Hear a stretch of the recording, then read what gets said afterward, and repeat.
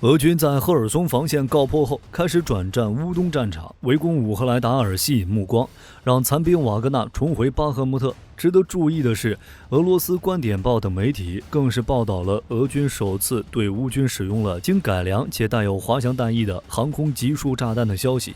俄军为何会转攻乌赫莱达尔？集束炸弹能改变战况吗？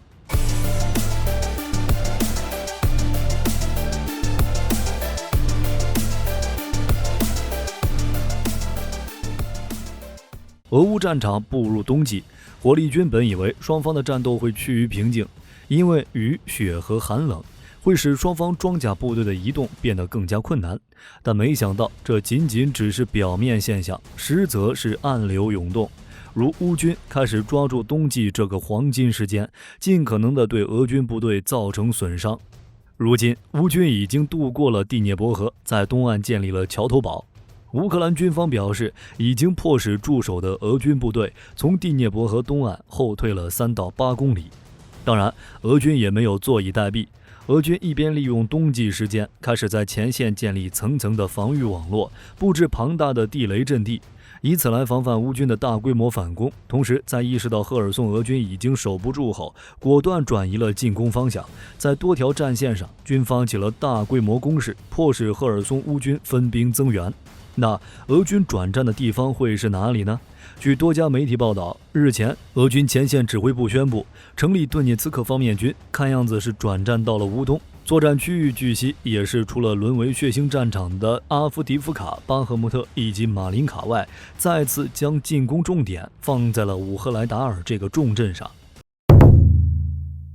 乌赫莱达尔目前处于灰色地带，目前火力军只清楚俄军为了转移战线，派遣俄国民禁卫军特种部队和俄海军太平舰队陆战队来同驻扎在这里的乌军2个旅大约1万兵力作战。火力军推测，俄军第一阶段目标是切断乌赫莱达尔至马林卡一线的公路补给线，战线长度约有50公里。当战线拉长后，俄军会采用穿插战术，将乌军分割成各个小股部队进行逐个击破。那乌军会如何应对呢？乌赫莱达尔有着极其重要的战略位置。从地图上看，乌赫莱达尔是在马里乌波尔以北差不多100公里的一个矿业小镇，它由4个街区组成。从外部看起来就像一座堡垒化城镇，不仅处于高地上，而且还构筑有大量的防御工事，是乌军在顿涅茨克西南部防御的关键部分。所以乌军估计会以不变应万变，只要守住乌赫莱达尔不丢就好了。而负责进攻的俄军才应该会着急。俄军选择进攻乌赫莱达尔，除了因为有其特殊的战略位置外，还有一部分原因是因为这里还是通铺顿涅茨克铁路线的一个重要路段。俄军既然要切断乌军的补给线，选择将乌赫莱达尔为进攻目标也很合理。值得一提的是，这并不是俄军第一次对乌赫莱达尔发起攻势，不应该说乌赫莱达尔的交战从来没有停过。之前为了顶住俄军的攻势，乌军就向这里调派了第35师第1坦克旅、第80空降突击旅，以增援当地的第72机械化旅和第68旅，最终多次击退了俄军的进攻。而如今俄军又成立了专门的顿涅茨克方面军，明显就是想攻下乌赫莱达尔，从而打破如今乌东的局面。那为什么不选择阿夫迪夫卡呢？要知道阿夫迪夫卡与乌赫莱达尔有着极高的相似点，两者都是乌军在顿涅茨克防御阵线的关键环节。事实上，俄军打了，但是几乎没有实质性的进攻，甚至是遭到了乌军的反攻。如在阿夫迪夫卡北部，乌军前2天增援过来的豹2在斯特波内附近大杀四方，驱逐着俄军小队。唯一可惜的就是炮坦太少了，无法彻底消灭俄军第90坦克师，又或是在扎堆方向，俄军仍在用士兵去堆战果，结果可想而知，一次次都被乌军当成靶子打退。在阿夫迪夫卡其他方向也是如此，俄军的进攻几乎没有进展。据负责阿夫迪夫卡的乌军表示，俄军目前派出了大量无人机来对乌防御部队进行了严密监控，试图通过这种方式击杀落单的乌军士兵。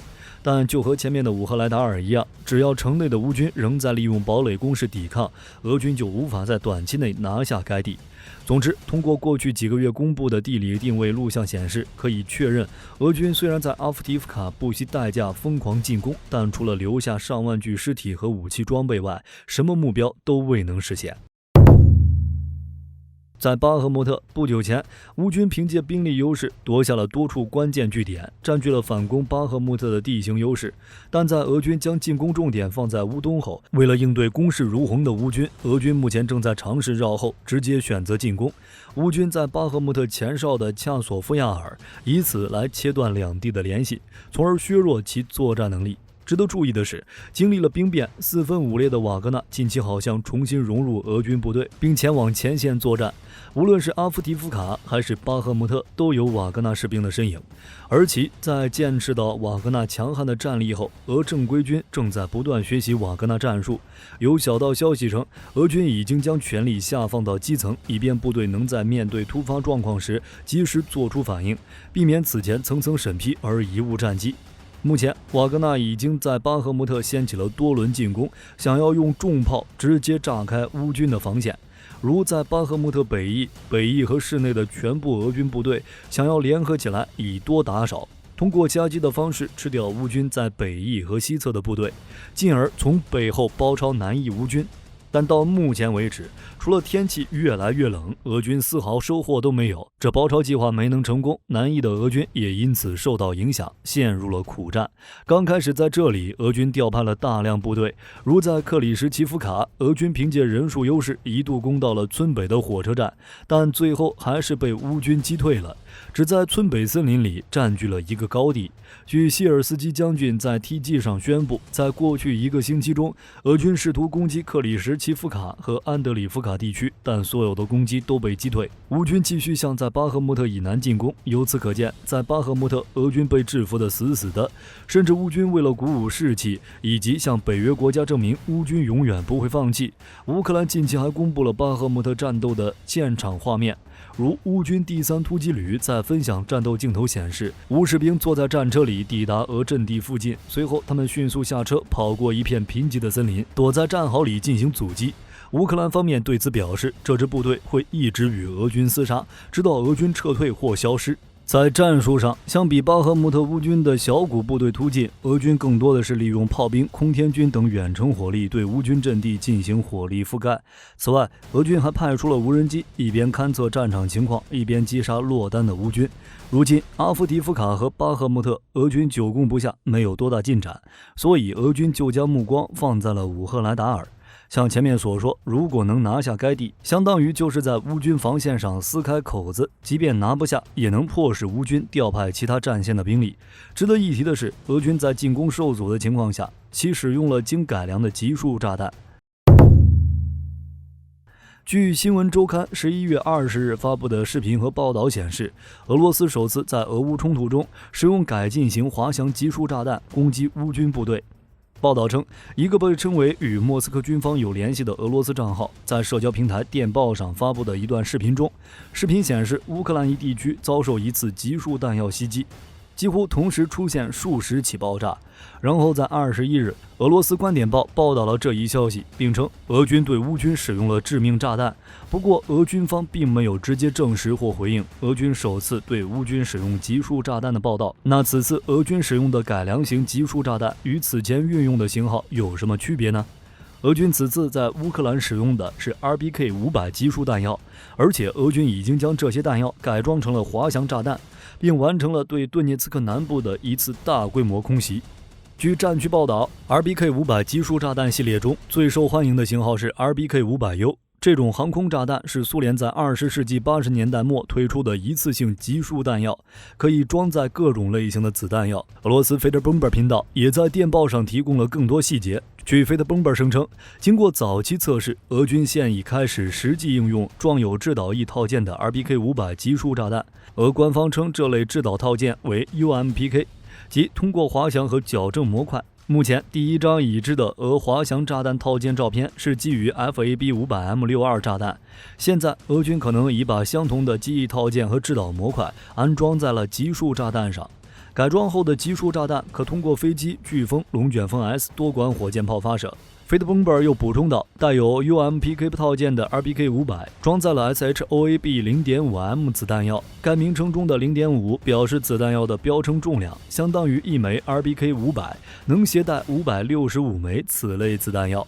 而且此弹药会以一种特有的方式从 RBK-500落下，并以独特的百基柄形状引爆，其大小可以根据释放高度以及引信定时进行调整。不过，根据公开报道 ，SHOAB 0.5M 次弹药只是 RBK-500装载的子弹药之一。该集束炸弹还可以根据任务需求装载反跑道、混凝土弹药、反装甲弹药等子弹药。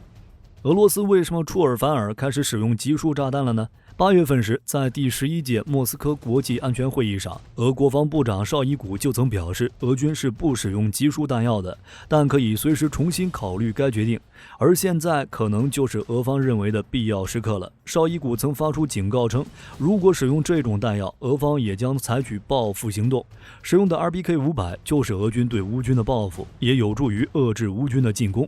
至于集束炸弹的效果，据战区频道20日称，乌克兰和俄罗斯此前都在俄乌冲突中使用过不同类型的集束弹药，其中乌克兰使用的是西方国家援助的集束炸弹。对此，战区表示称，乌克兰使用的集束弹药非常有效。曾经，一名乌克兰海军陆战队队员9月份曾告诉《纽约时报》，援助的集束炸弹效率极高，向美国提供的陆军战术导弹系统就极大鼓舞了乌军的士气。在上个月，乌克兰首次在战斗中使用了该弹药。在配备集束弹药战斗部后，对克里米亚半岛的2个俄军机场造成严重破坏。总之，俄军的滑翔制导炸弹本身具有打击精度高、飞行距离远、价格低廉、便于大量使用的特点。再配上子母弹战斗部，可以说是一种廉价的航空布撒器，不仅可以更高效地打击地面人员、部队集结区，还能打击对方防空导弹阵地等目标。当然，这些炸弹虽然可以改变某一方向上的战斗，但很难在短时间内改变整个战局。